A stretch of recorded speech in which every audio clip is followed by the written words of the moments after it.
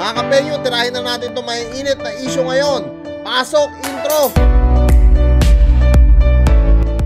Hey yo, what's up sa inyo mga kapenyo? At today meron na naman tayo napaka-init na balita. At dito nga mga kapenyo, nung mga nakaraang araw, alam naman natin lahat na balitang balita o putok na putok itong nangyari sa immigration na kung saan tumanggap nga ng $300 o sa humigit kumulang 15,000 pesos mga kapenyo, no? So ito ay nakakalungkot lamang dahil sa ating immigration personnel at talagang hindi ko lubos akalain na mangyayari yung mga ganitong bagay, no? Talagang possible pala talaga. Kaya yung iba, no, na mga hindi ko naman nilalahat na mga taga China, pero karamihan, no, karamihan sa mga taga China naglulusot, no, ng mga illegal drugs or kung ano pa papunta sa atin sa Pilipinas. So ngayon mga kapenyo, since napanood at nakita ko rin to, so hindi pala talaga malayo mga kapenyo na mangyari sa atin, no, yung mga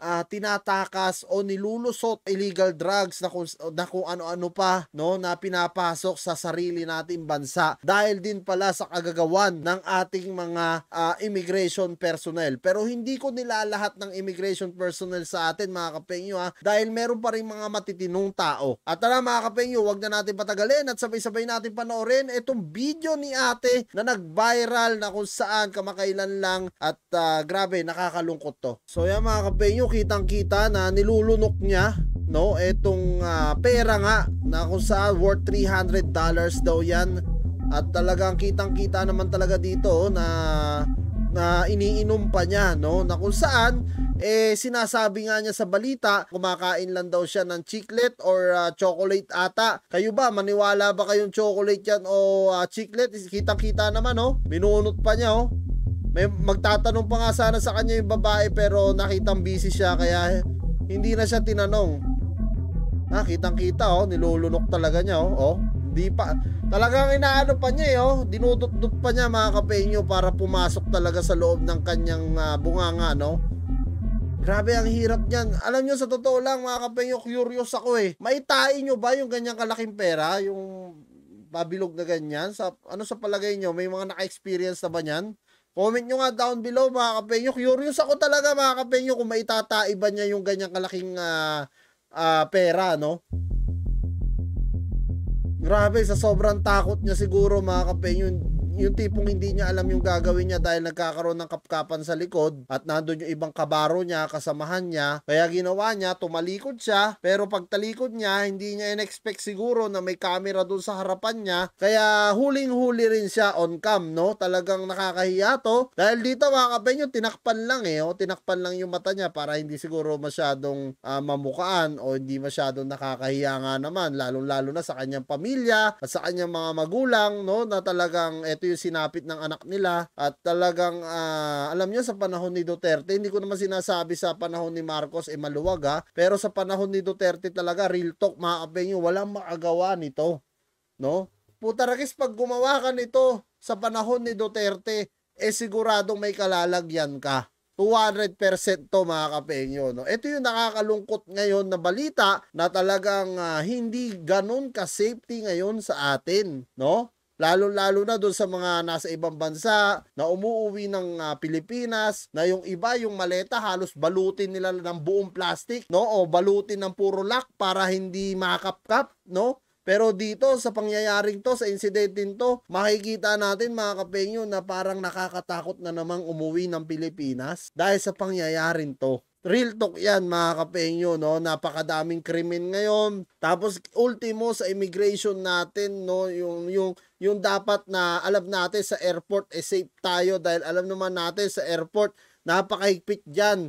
Magkaroon lang ng konting aberya diyan o magkaroon lang ng konting masilipan ka na may dala ka, talagang huli ka kaagad diyan, hindi ka makakalusot. Pero eto mga kapenyo, lumusot, no? Tapos mismong immigration personnel pa natin, nakakahiya talaga. Nakakahiya mga kapenyo. $300 pinagpalit mo yung pangalan mo, yung dignidad mo bilang isang immigration na kung saan alam mo yon, pagdadaan tayo ng immigration, kahit ako, pagdadaan ako ng immigration, no, sa aking experience, tinatanggal ko pa ang aking sombrero, tinatanggal ko pa ang aking salamin, kasi bilang respeto sa mga immigration natin, mga kapengyo. Tapos, dito makikita mo at malalaman mo, tumatanggap ng $300 o humigit kumulang 15,000 pesos. Ganun na ba kahirap yung sitwasyon mo, ate, para tumanggap ka ng ganyan? Alam ko na nasilaw ka lang at hindi mo sinasadya yung pangyayari na yan, pero sana 10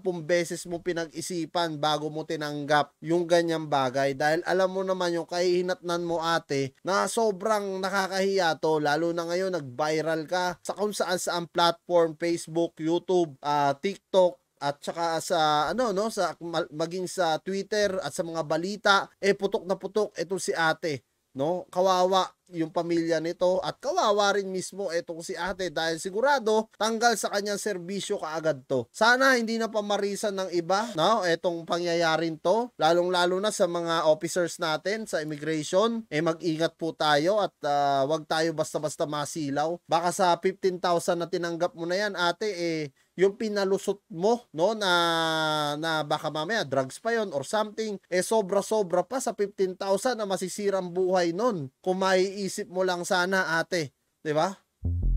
Halatang-halatang takot na siya.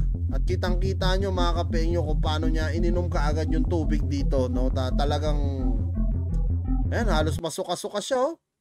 'Di ba?